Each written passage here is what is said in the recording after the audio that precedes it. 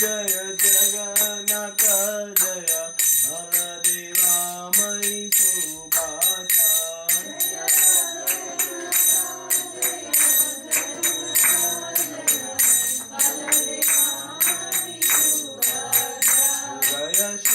Srinath Ji Jaya Bala Gopal Jaya Srinath Ji Jaya Giri Govardhan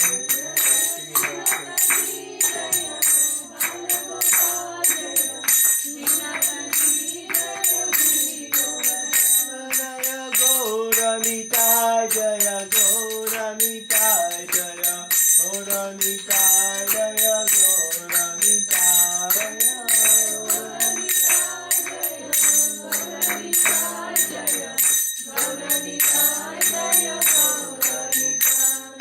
Prabhupada Jaya Prabhupada Jaya Prabhupada Jaya Prabhupada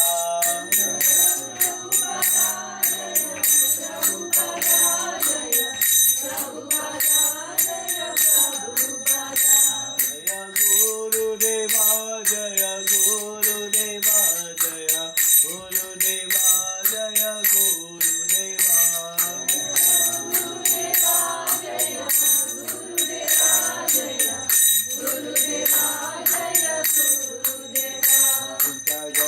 Haribo, Haribo, Haribo, Vitai Gaura Haribo.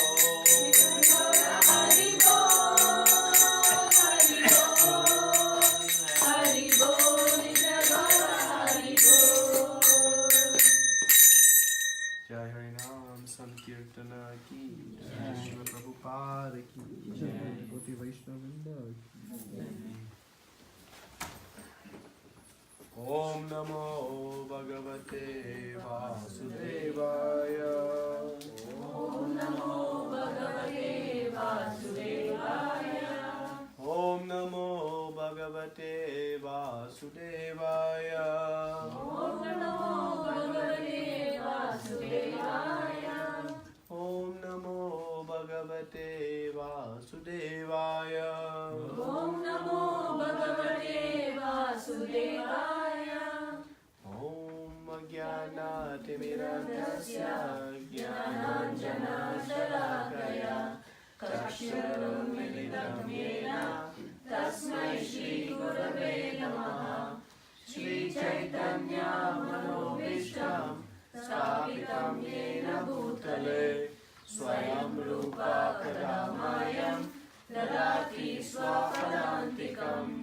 Vandeham Shri Guru Shri Yuta Padakamalam Shri Gurun Vaishnavamsha Shri Rupam Sahajatam Sagana Raghunatham Vitam Tam Sajivam Sadvaitam Savadutam Paridana Sahitam Krishna Chaitanya Devam Śrī Radha Krishna Padan Sahagana Lalita Śrī Viṣayān Vitamsha. Hey Krishna Karuna Sindhu Dīnabandhu Jagatpate Gopesha Gopika Kanta Radha Kanta Namostute Tapta Kanchana Gaurangi Radhe Vrindavaneshwari Krishna Bhanu Sute Devi Paramami Hari Prem Vanchakalpatarubhyascha Kripa Sindhu Vevacha Patitanam Pavanebhyo Vaishnavebhyo Namo Namaha. Namo Vishnu Padaya Krishna Prasthaya Bhutale Srimate Bhakti Vedanta Swami Niti Namine. Namaste Saraswate Devi Gauramani Pracharine Nirvishesha Shunyavadi Paschatya Deshatarine. Jai Shri Krishna Chaitanya Prabhu Nityananda Shri Advaita Gadadhara Shri Vasari Gaura Bhakta-vrinda. Hare Krishna Krishna Krishna Hare Hare Hare Rama Rama Rama Hare Hare.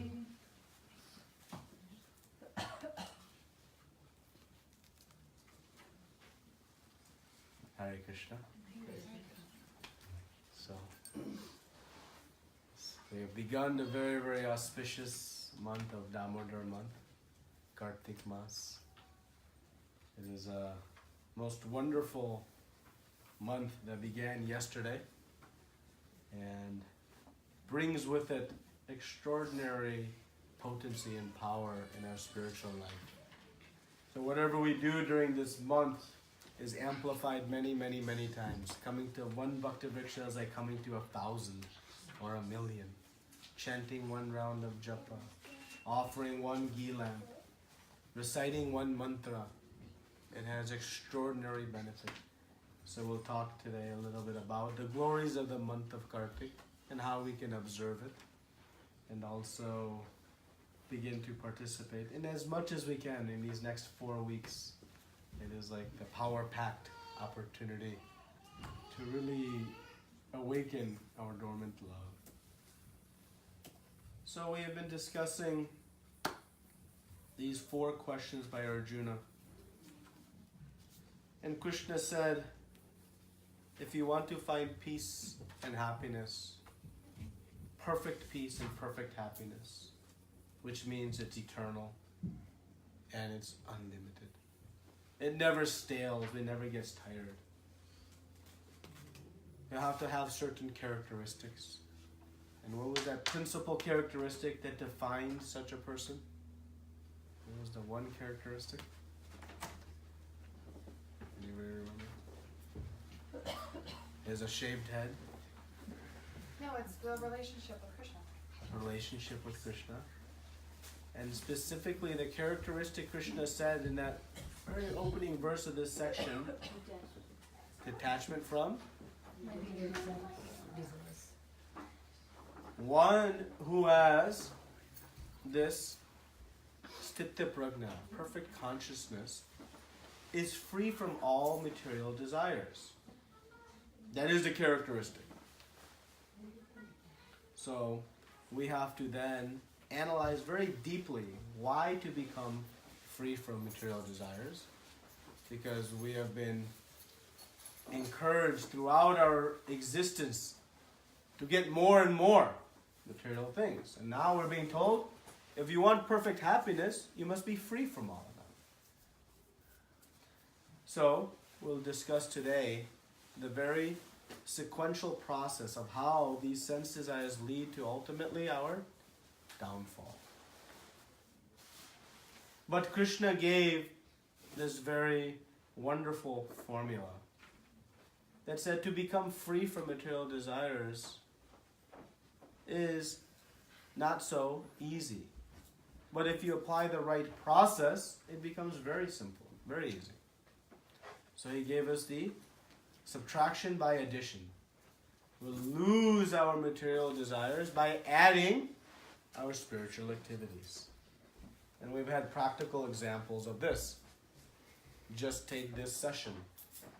Prior to whenever we started coming, something else we were doing on Thursday evenings. Was it not? Something else we were doing. And somehow we have traded those activities for this activity. And why we did so? Because something we feel nice is happening. It's worth it. So like that, we've had already some experience. And slowly that will begin. So Krishna said, you don't have to give everything up. You just add spiritual life. And in this month of Kartik, as we add spiritual life, we'll increase our rapid progress. Every time in this section we say, what's the key theme of this section? Senses. Controlling the senses. And that means not stopping the senses. And if we look at everything in this world from the perspective, I am spirit soul, we can immediately find answers and peace from the things that give us trouble.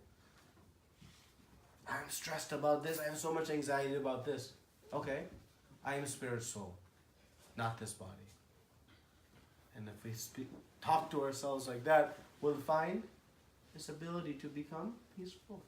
And then we'll apply the solutions to the problems. Because when we're emotional, we don't make the best of decisions. Right? So, last week we talked about Ambarish Maharaj. And we compared him to? Who was the other person in the story last week? Quiz time. Durvasa Muni. And who had the characteristics that we would think, I would like to acquire in my life? And what were some of those characteristics? Humble. What else? He was surrendering. Yes, sir. He was forgiving.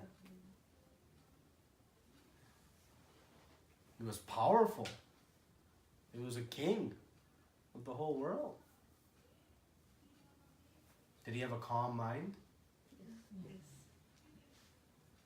Was he fearless? Yes. Yeah. How fearless that when they're about to be killed, He just stood there. he had full faith. He didn't stand there also because he was just foolish or stunned. He stood there because he had faith in the protection of Krishna. And was he let down by that faith? So these qualities, these characteristics give us great strength to endure the ups and downs of the material world. Right? He was enduring the difficulties put upon him by this visit. But he was unmoved. He was not upset. He was not revengeful. He was not prideful. He had these very wonderful qualities of humility, of strength, of forgiving. He was happy. He was peaceful. So we said, how to obtain all these qualities? To be fearless. And we said, just practice bhakti. The ABCDs, through association, through reading Srila Prabhupada's books, by chanting the holy names of the Lord. This is the most important. If we do nothing else during this month of Kartik, but we chant very sincerely, as much as we can, you'll see extraordinary transformations of the heart. And our favorite part, this we can do plenty of, honoring Krishna Prasadam. But we have to do it the right way. So, now let's read the 62nd verse today. Somebody would like to read the verse?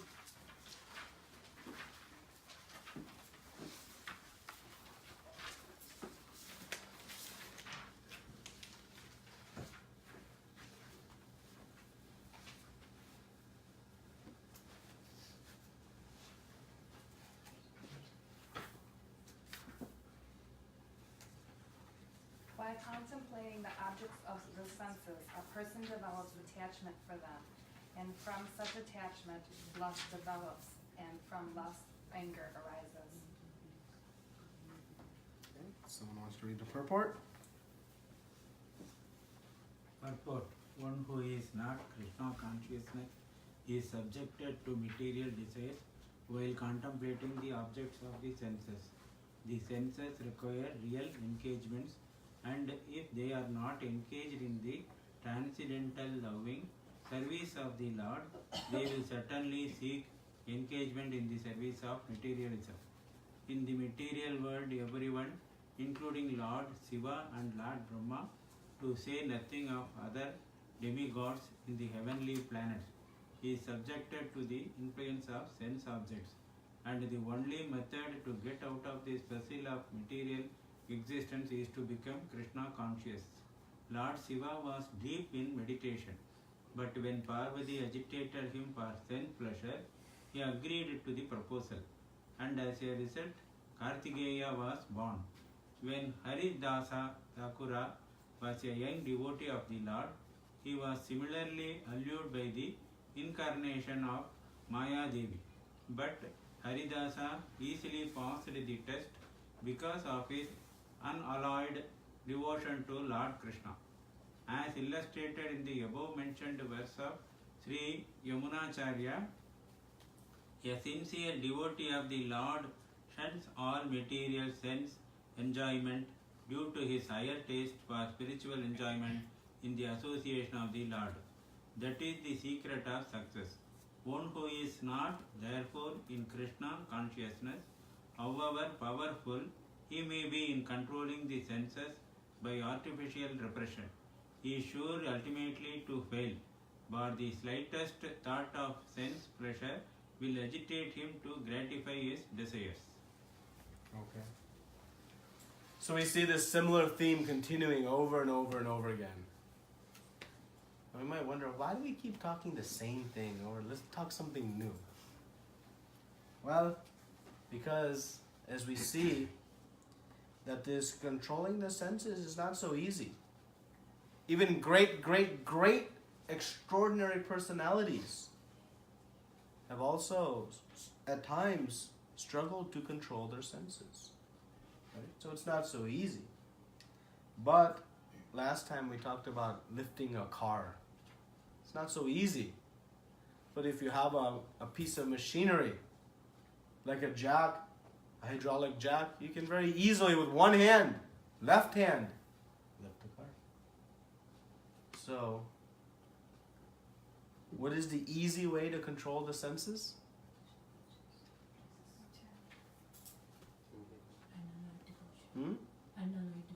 Unalloyed devotion.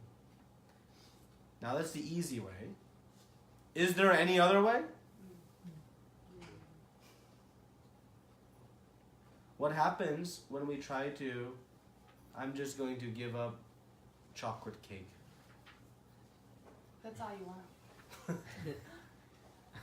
Your mind only can think of, Chocolate cake. and ultimately what happens? You eat a whole stuff. You eat a whole cake. You eat more than you would have given up in the first place. And we have very practical examples of this. I always use this example, but of the diets. The studies show that when you diet, whatever weight you lose, you end up gaining more back. Because you try to suppress your senses, and they're like a spring. You hold a spring down. But eventually when you let go, what happens to that spring?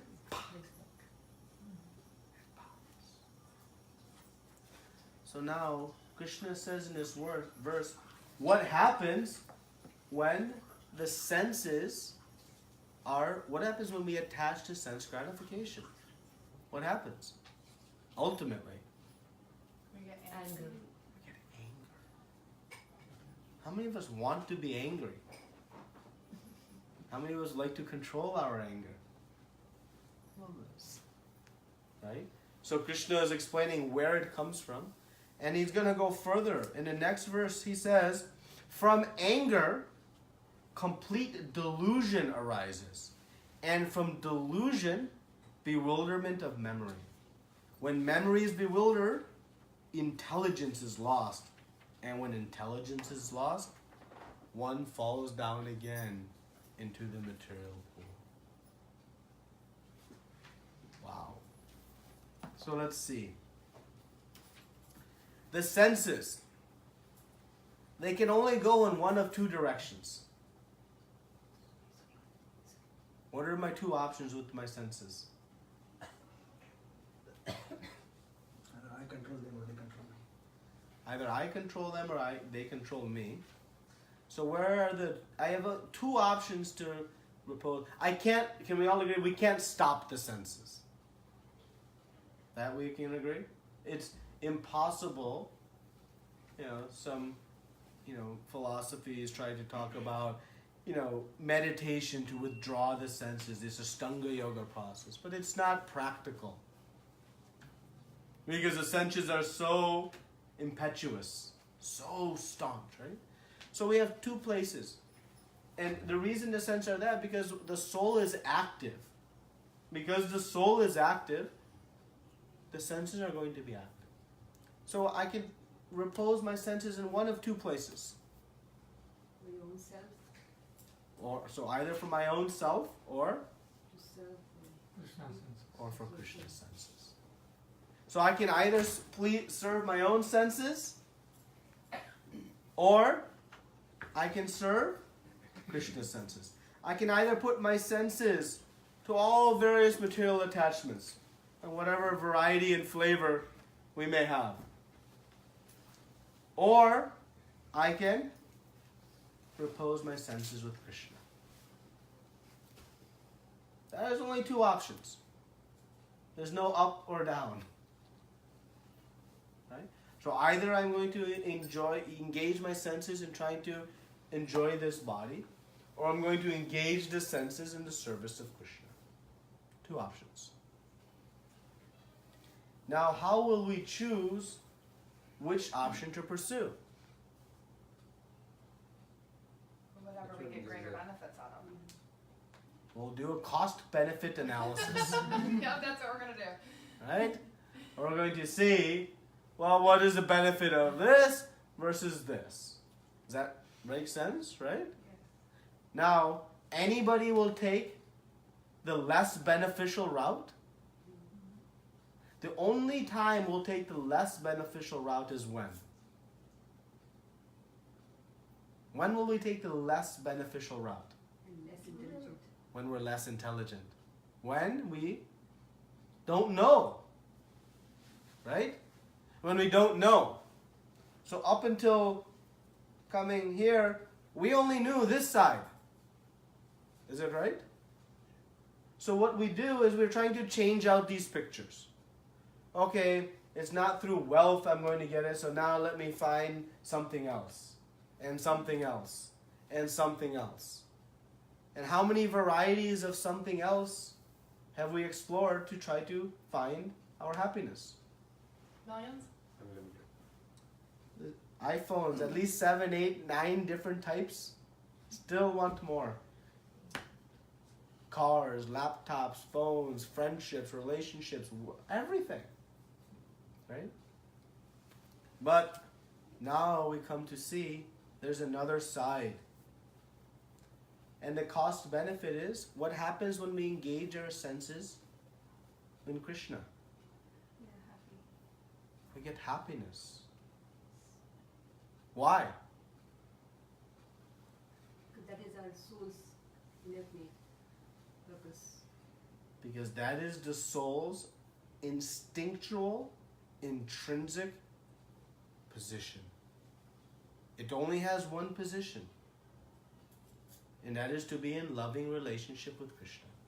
Because I am part and parcel of Krishna, my eternal, not temporary, not conditional, meaning maybe when I'm sick, or maybe when I'm in need, or maybe when it's raining. No, eternal. Irrespective of time, irrespective of the body I have, irrespective of anything. My eternal intrinsic nature is to be in loving service with Krishna. So when I am acting in that relationship, I then find my peace and happiness. And what type of peace and happiness do I find? Perfect. How would you define perfect? Eternal. Like, the weekend is always the end. There's no work week. Ah, that would be perfect. Every day was Saturday. How nice it would be. Right? Or every day it was sunny, or warm, or on a vacation. Or every day I can eat all my own foodstuffs, and I don't have to cook anything. I just have to think and it comes. Wow, how nice that would be. We have our Instapots now, trying to get us closer. Right? So this happiness we want it to be perfect in the sense of uninterrupted. And it only exists in Krishna. But let's see the other side of the equation now. What happens with our sense enjoyment? So when we attach to the sense objects, when we begin to experience pizza, chocolate cake, wine, this, that, money, what happens? What happens when I begin to experience those things? We want more. We want more. And that is called lust. Lust is an intense hankering. And from lust comes anger. So, when we attach to the sense objects, the sense is like a magnet. Just attached to all these things. And that fuels lust. What is this child doing? Throwing a temper tantrum. I want this, I want that. If you want to see lust personified, I would say you just hold a piece of candy just a few inches out of reach of a small child, and you'll see. Lust is intense hankering. So a child will do it this way, we as adults do it differently. But it's the same. It's the same. So this intense hankering manifests. Now, the intense hankering itself is not bad, because actually lust, where it originates from, is our original love for Krishna. Lust in its pure form is pure love for Krishna with an intense hankering for Krishna. But when that love, that pure love, comes in contact with matter, it becomes turned into lust. Prabhupada gives the example of milk. When milk comes in contact with something sour, it turns into yogurt. But it is a transformation. In one sense, they're the same, but in reality, they're different. Right? So our pure love for Krishna is the original intense hankering force that we have within all of us. But because as we begin to experience matter, it transforms into this lust. And so lust, we can understand, is an intense hankering for material things. And what is the problem with intense hankering for material things? What's wrong with that? No big deal. There's nothing wrong with wanting the new iPhone, wanting the new BMW, wanting the bigger house. It's endless. It's frustrating. It's frustrating. Why is it frustrating? Because you can never have all the things you want. Because you can never have all the things you want. And even if you do, you're still not going to be happy. And that's the second problem. Even if you get it, you won't be happy. And they're temporary. And they're temporary. Which means if you have it, you're fearful you're going to lose it. So in any event, lust always results in anger, steam. It results in anger. Because that desire cannot be satisfied. When you're very, very hungry, and if that desire for food is not satisfied, what happens? You get angry. You get angry. Right? So the hunger for these different sense objects, because they don't satisfy, it ultimately leads to anger. And thus, we end up in a very difficult situation. Now let's ask, how many good decisions have we made when we were angry? 0. It's not a state we want to come into. It's not an outcome that leads to success. Because anger leads to then delusion. We see this in very heinous crimes. Someone becomes so angry, they lose their whole sense. As if they say, it wasn't me. It was someone else within me. And we've had our own experience. Where we do something we don't even think, how I could have done that. But I was overpowered by anger. And it leads to bewilderment. I don't know what's what. And ultimately it leads to loss of intelligence.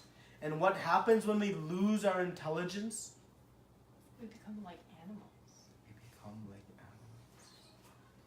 We lose the one gift that we have in this human form of life, which is to discriminate, to choose, to be right from wrong. So this obviously happens in varying degrees, right? Some in extreme, some in less. But that formula is always the case. And the problem we find with the material desires, lust, we sometimes think, oh, I just have to get it out of my system. Right? Let me satisfy the desire, then I'll be fine. But that is compared to the burning fire of desires, and I am pouring gasoline on it. I'm trying to extinguish those desires by pouring gasoline on it. Meaning the more I do, the more I'm going to want it. This idea of, oh, let me just get it out of my system doesn't work. It actually intensifies those desires, like gasoline on a fire. It intensifies the raging nature of that fire. So by continuing to attach to the sense objects, it only increases this hankering, which then increases our anger. Ambarish Maharaj, he had think about, if somebody sent a fiery demon to kill us, we wouldn't be angry? We wouldn't be upset? Why he had no anger? Because he had no lust. Because he had no material sense attachment. So you'll see this very practically. The less attachment we have to the sense objects, the less lust and the less anger. And so when I have some anger, I can dissect and analyze. It is born out of some lust for something, intense hankering. Right? And so how to solve it? We have to detach. But how are we going to detach from all of our hankerings? They're so intense. How is this child going to be satisfied? How are we going to detach? By attaching to Krishna. By attaching to Krishna, we will naturally detach from all these different things. Trying to artificially detach, as Prabhupada says in his Purport, it's not going to work. One who is not therefore in Krishna conscious, however powerful he may be in controlling the senses by artificial repression, is sure ultimately to fail. So, by following this higher taste, this happens, and we can avoid this cycle of fall down. Krishna says in the 63rd verse that one falls down. What does that mean? Falls down. Like I fall? Losing the intelligence. I lose my intelligence results in fall down. What is Krishna saying falls down? Falling down spiritually? Falling down spiritually, huh? Losing the Getting into the trap of sense object, let's say. Getting in a trap of sense objects, but you're failing. Wrong decision. Losing the opportunity of human life. Where is human life on the gradation of various species of life? It is at the top. So from the top, there is potential to drop down into the lower species of life. How? How does that happen? By not doing your work with Right. your soul now. When your intelligence is lost, what types of activities we'll do. Take the wrong decisions. We'll take the wrong decisions. We'll do whatever we want, whatever it takes to satisfy our desires. Even if it comes to stealing, even if it comes to unethical, immoral activities. We'll do it. And we've all had personal experience of it. You know? Everybody has seen it somewhere. We'll cut some corner, driven by that intense desire. I'll change my tax return just a little bit so more income can come. I owe some debts to somebody, but they forgot. I won't. Why? So I can satisfy my desires. Those are small, but they grow into big things. And ultimately, they can end in disastrous things. So driven by this intense desire, we'll start to do whatever it takes to satisfy them. Even when our conscience tells us, don't do it, we'll still do it. So when that intelligence is not strong enough to say no, then we start to suffer. If I do a bad activity, I have to take the karmic reactions. The karma is mine. And that karma manifests in taking births in lower life forms. The choice of action is mine. The choice of reaction is not. So if I don't maintain my intelligence to execute right from wrong, I will fall down. So driven by this intense desire, Krishna says, you'll fall down. So now what is the danger of sense enjoyment?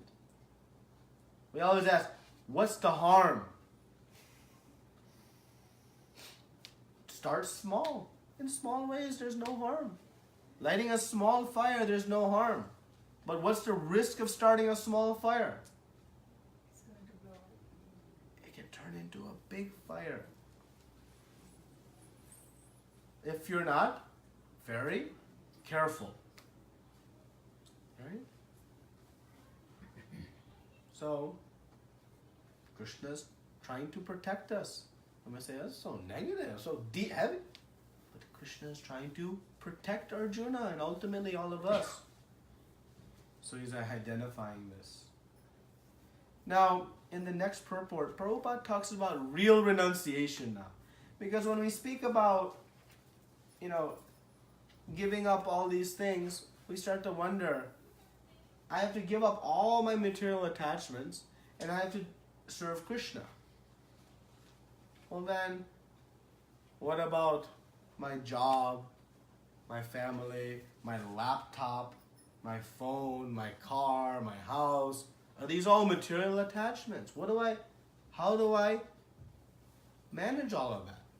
Does that mean I have to renounce anything matter?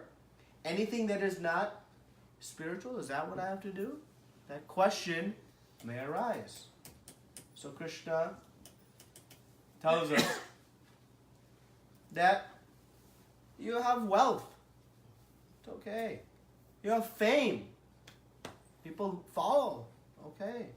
You may have great intelligence. It's okay.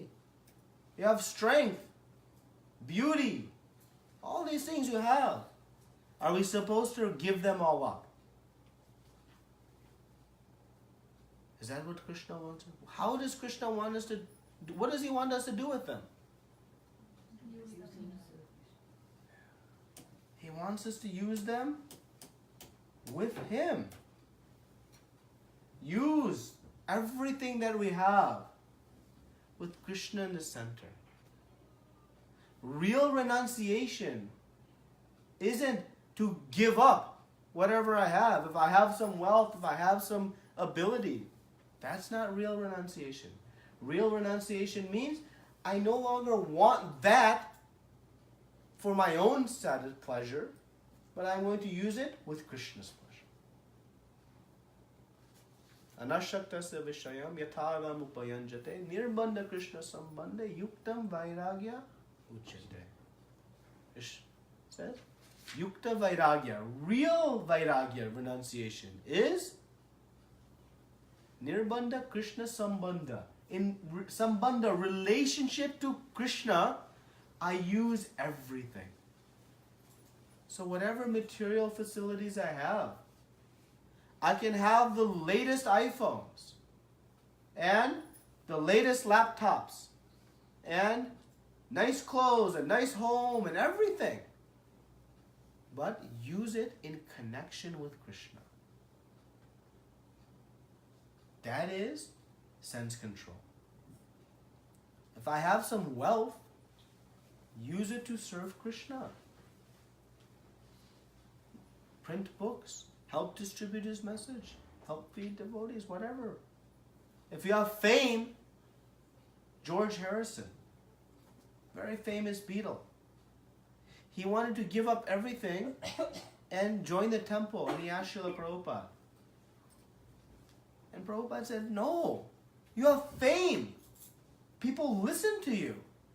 Use it to spread Krishna's message. And he recorded the very famous album, Living in the Material World. And what was on the cover of that album? The Bhagavad Gita. He used his fame to spread the holy names. Have intelligence. If Krishna has given you some intelligence, use it for the service of the Lord. Some spiritualists will suggest if you touch money, you're contaminated. Oh, why? Money also can be used in Krishna's service. If you use it for yourself, yeah, of course. So this is the meaning of real renunciation. So when Krishna says that you control the senses, you renounce all your material sense desires, it's not you renounce all the material things you have. It's you learn how to use them actually properly. And when you do, there will be love, not lust. And there will be happiness and satisfaction, not anger. There will not be delusion. There will be complete vision of everything. No bewilderment, complete clarity, and full intelligence. And instead of falling down, one will elevate themselves to the highest consciousness. So, this is the continuing purports of this section. Any comments or questions before we discuss a little bit about Kartik? Yeah. Brahmaji, this verse, while it starts with while contemplating the object of the senses, and then attachment comes. So, in like when the senses comes in contact with the sense objects, that we can't control, right? Because we can't close our senses. It is always active. So we have to come in contact with the sense objects, and it is mechanically, it's automatically take the impressions. So when the inputs are coming, so how can we stop the attachment? Well, it's the senses have to be directed. We can control what we see. On this thing, you can see beautiful pictures of Krishna. You can see beautiful stories, temples, books, all kinds of things you can see. And you can also see the most bad things you want to see also. So I have to be protective of what do I allow my eyes to see. Because as you said, whatever it sees, the impression in the mind is made. And remember that clay ball? Once you make an impression, how difficult is it to get it out? It's very hard.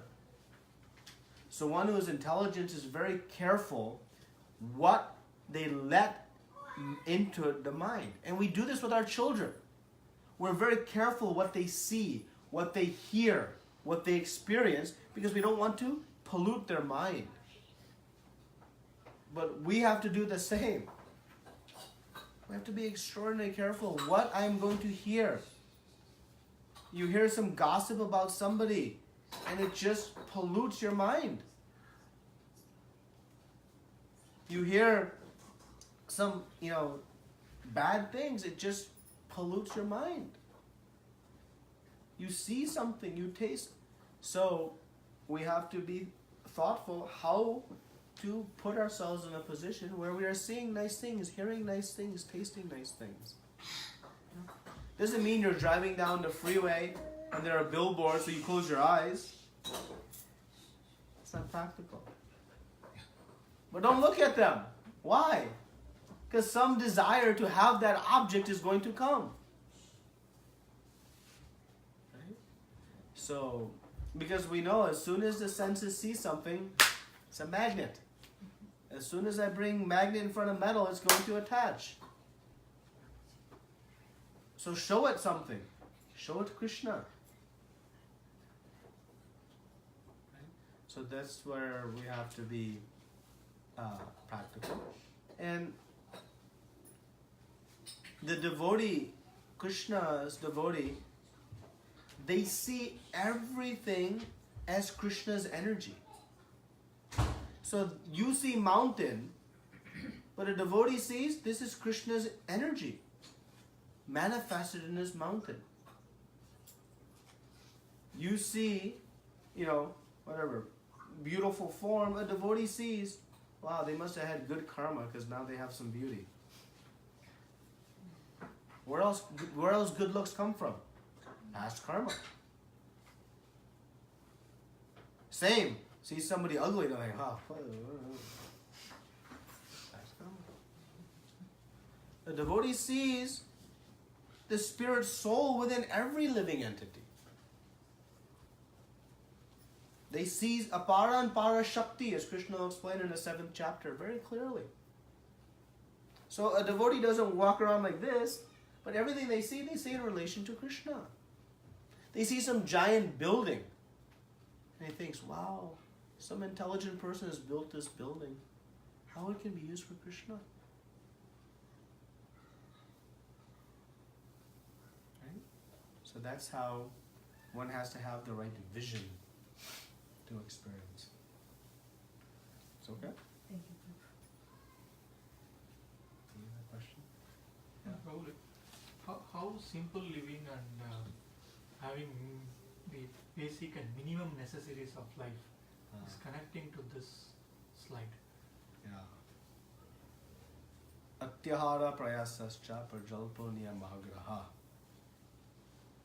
Rupa Goswami says, if you want to make success in devotional service, you should not overindulge,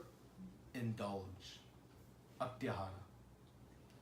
And you should not prayasas, over-endeavor. So simple living, high thinking. This is explained, you read particularly the 1st and 2nd verses of Nectar of Instruction. You recently received that? I've heard. And now you're asking that question. It's only Krishna's arrangement. So, simple living means I do what's necessary to maintain the body. But the more endeavor is to maintain my relationship with the soul, with me, with Krishna.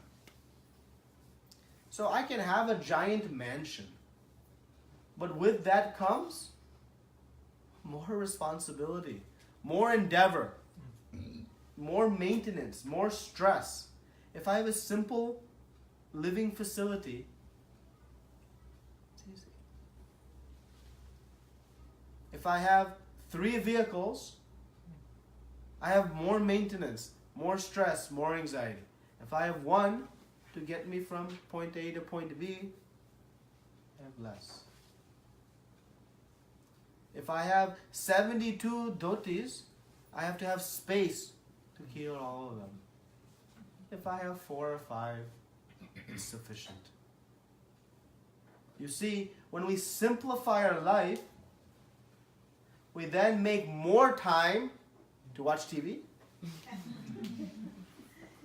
More time to read, to render service, to chant, to enjoy with Krishna. So simple living means, what do I really need? It doesn't mean I have to endure artificial austerity. Okay, I don't need a jacket, it's one more thing to maintain, but it's cold outside. Well, that's foolish, because now my body will get sick and then I cannot serve Krishna. So simple living doesn't mean, okay, I'm not going to wear shoes in the snow. Maybe if your body can tolerate that, fine.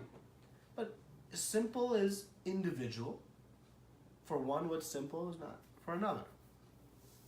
And the point is, I simplify the material needs of my life so that I have more time to focus on my spiritual activities. Right? So, simple living, high thinking. But unfortunately, what do? High living and no thinking. Zero.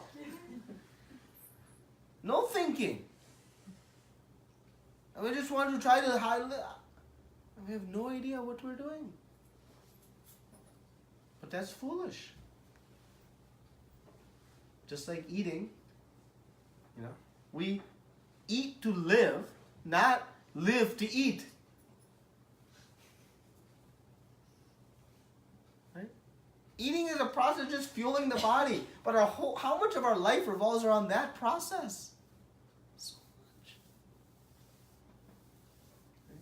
So the more we simplify our life, the more happiness we're going to get, and the more time and energy we can put forth to the real purpose of life. I am not in this human form to eat, sleep, mate, and defend. That isn't the animal form of life. I'm in this body to achieve my higher purpose of reawakening my relationship with Krishna and ending this birth, death, old age, disease cycle. So Rupa Goswami's instructions in Nectar of Instruction are very, very nicely, and it's very practical. So don't take it to the other extreme, and think, okay, I'm going to ride my bicycle to the office in 6 feet of snow. No. So you have to be practical in the simplicity of life. But no, if you're given all of this, you're still living simply, because this is not yours. If I have tons of wealth or tons of fame, it is only Krishna who has enabled it, so he is the rightful owner. So use it in his service. As soon as I use it for my own body, that's when everything becomes complicated. Okay? So whatever ability you have, use it. And that's why Krishna says, Vigatva Jara to Arjuna. He says, you fight, don't be lazy, without lethargy. Whatever you have, you use it because Krishna has given it to you. So you use your intelligence, you use your ability to do things. But use it not to eat, sleep, mate, and defend. Use it for the purpose of the soul. That's simple living. So how much important is knowledge for bhakti? How much importance is knowledge for bhakti? It's a good question.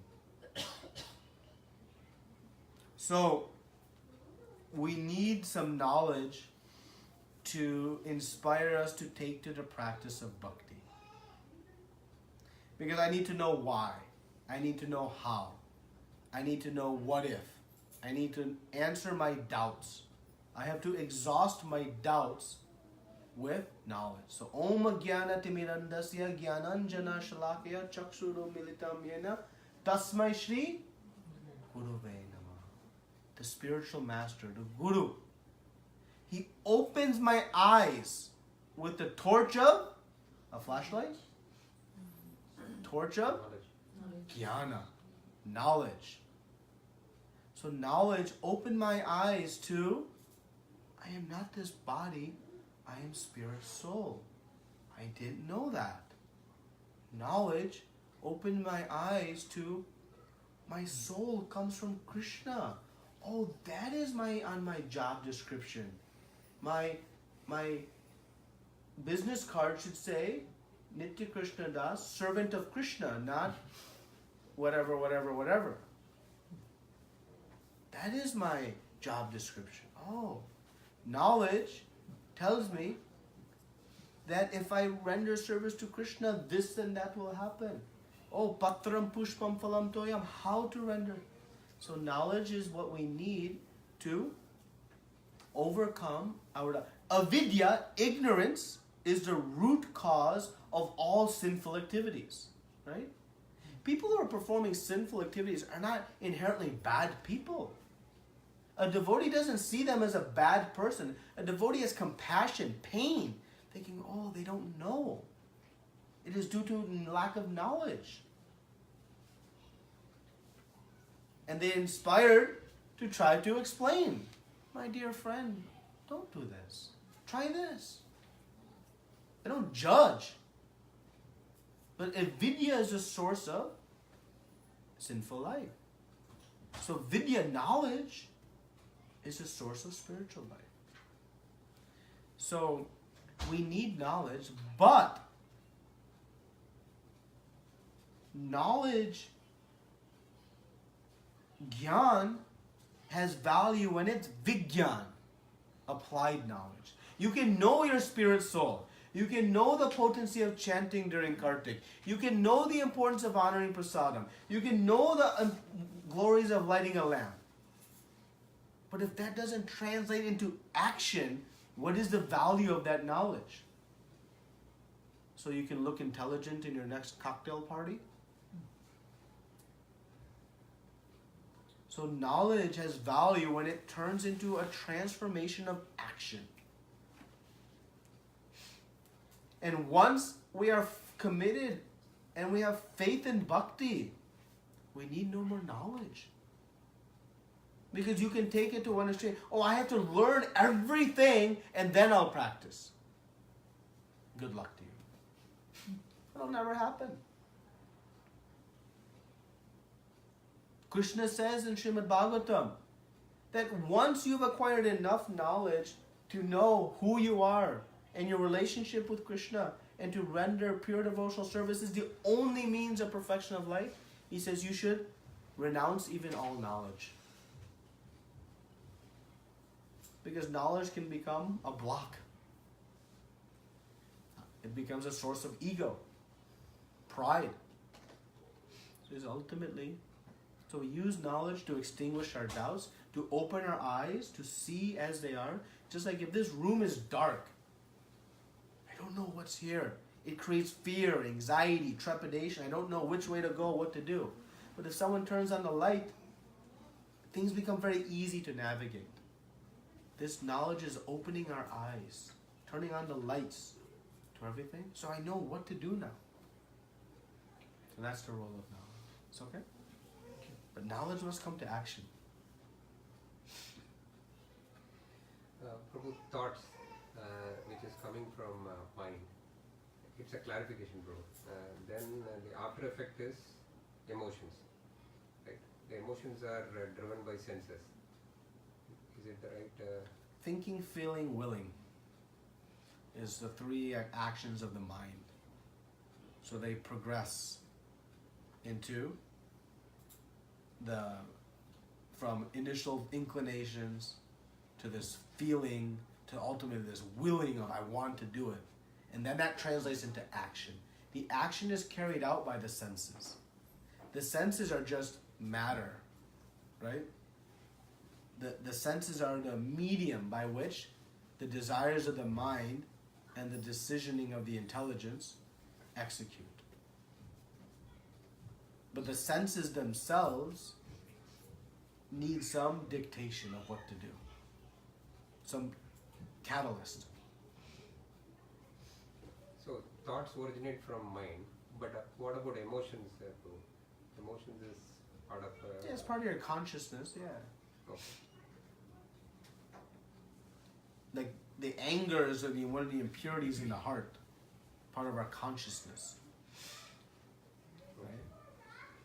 The lust, Krishna is going to say in the 3rd chapter, lust resides in the heart and in the mind and the intelligence. Excuse me, senses. So it's taking these positions. It's okay?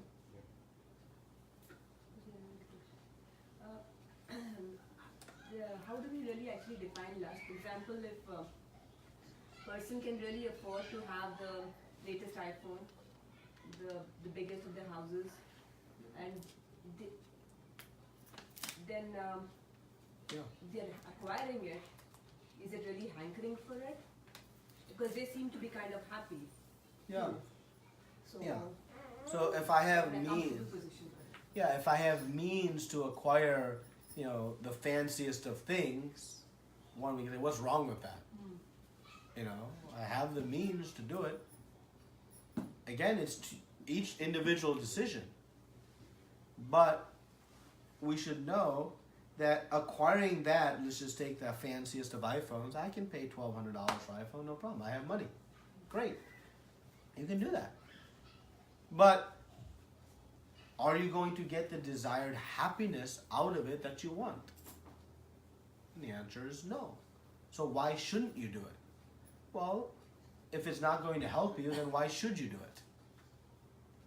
But you can say, no, if I have the latest iPhone, it has a dual SIM capability, and so when I go to India on yatra, I can still manage my, responsibilities, and now it's helping me in my spiritual life. Well, that's a viable reason. You can have a gigantic house so that you can host gigantic bhakti rickshaws and have a beautiful form of the Lord and worship Him very nicely. So you can have all the nicest things, but how are we going to use them? With Krishna. And why? Because ultimately, if I try to use them for my own body, it's our own choice. You can. But the result is going to be, you're not going to find happiness out of it. You're not going to find the satisfaction out of it. So that is the only reason. But we have to be convinced of that ourselves. And whatever we can, quote unquote, afford comes from our endeavor to generate that income. And if income is coming very easy, don't think that income is coming very easy. That income is coming very easy due to past lots of good karma you did. It took a lot of effort. You may not remember your past actions, but due to great past karma, now you've been blessed with some wealth. It may look easy. I was just born into it. But it doesn't come that way. So you've worked very hard for whatever you got. Now use it in a way that'll give the best outcome. Right? So there is nothing wrong with having very nice things. Nothing wrong at all. But we have those very nice things in relationship to who I am as spirit soul. Why? Because that's what's going to ultimately give me happiness. The nice thing won't give me happiness. Right? So renunciation is not about giving up nice things. It's about using nice things with Krishna. Bhaktisiddhanta Saraswati Ṭhākura was, really the first sannyasi who left the villages and the religious sanctuaries to preach in the big cities. And in doing so, he would ride in motor cars, which was forbidden for sannyasis. But his logic was very simple. If I ride in this motor car, I can give 5 discussions in one day. If I don't, I can give 2. So I'm going to ride in the motor car. he would sometimes put on like fancy jackets, very expensive fancy jackets. Why?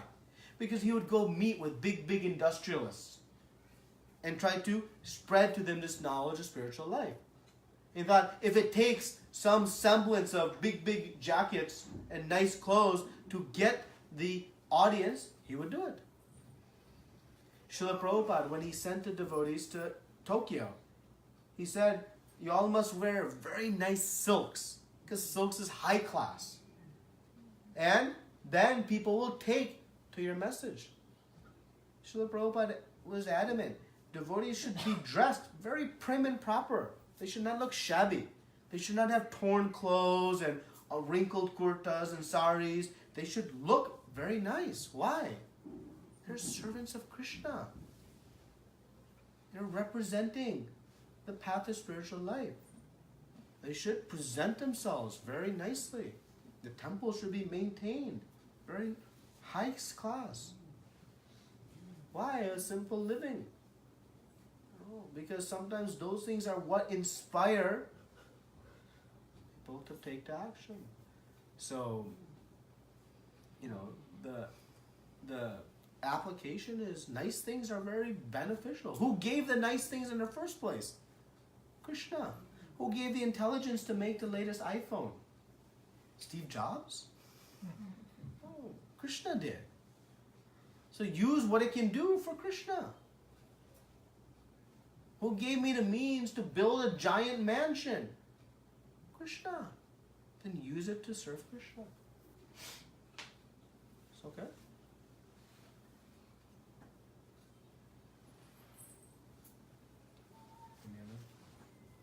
We'll discuss the Kartik Mass now for a few minutes, and then we'll offer lamps.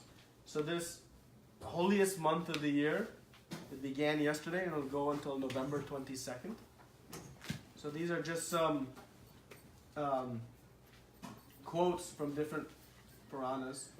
When one offers a lamp during the month of Kartik, his sins of many thousands and millions of births perish in half an eye blink. Anybody want to light a lamp today? A person who offers a lamp to Lord Damodar during Kartik attains the eternal spiritual world where there is no suffering. I ask you again, anybody want to light a lamp today? These are very important. Kartik is the best, purest of the purifiers, the most glorious of all months. Kartik month is particularly dear to Lord Śrī Krishna. This month is full of Bhakta Vatsala. Any vrata, even the smallest, will yield huge results. The effect of performing a Kartik vrat lasts 100 lifetimes, whereas ordinary vratas only last one lifetime. Srimati Radhika is the presiding deity of the holy month of Kartik. Rupa Goswami and others refer to Radharani as Kartik Devi. In other words, Radhika is the goddess of presiding deity of the Kartik vrat. Padma Purana quoted by Srila Sanatana Goswami in his Hari Bhakti Vilas. The result one obtains by giving 10,000 cows in charity can be obtained by offering only one tulsi leaf to the Supreme Lord during the month of Kartik. So, like this, there are hundreds and hundreds of benedictions offered to those who follow this month of Kartik. So there are a few ways. One, you can light a lamp, ideally every day. And we'll do it today, and you offer the lamp to Lord Damodar. And we can see in half an eye blink, one can have extraordinary results. Once there was a rat in the temple. And on the day of Ekadashi, this rat was feeling hungry. Maybe it was fasting, I don't know. But there was a giwik there, and he used to eat the giwiks, but this time he could not wait for it to go out. And he bit into it while it was still lit, and they got stuck between his teeth, and it started to burn. And this rat was jumping up and down in pain, and it lost its life. And that rat was then liberated all the way back to the holy world. Why? Because Krishna saw that lamp when it was in the teeth of the thing as an offering of a lamp to the Lord. That is how purifying offering a single lamp is. So very, very powerful. We'll recite Damodar Astakam, these 8 prayers. So this is the month of Lord Damodar. So this pastime of Lord Damodar is so sweet. Tomorrow we'll be having a session just nearby here, where we'll be narrating in great detail this Damodar Leela. It is the sweetest. If you have heard the pastime, it never seems to tire in hearing. It is very, very sweet. So this Damodar Astakam is the glories of Lord Damodar. We can make some Kartik vows. If anybody would like to do so, I brought little Kartik vow cheat sheets. And you can write if you'd like. And you can make a vow of chanting. I would like to chant a certain number of rounds. Maybe I'll abstain from eating sweets or taking on some austerity. And when we fulfill that vow, you saw it lasts 100 lifetimes. Very, very powerful. And the most important observation is more chanting. So we'll now do the lamps, and we have Damodar Astakam here, and Prabhu has some sheets, so you should sing this every day. And if you can recite and offer the lamps. So just, Thank you. I have some here too also. You have some?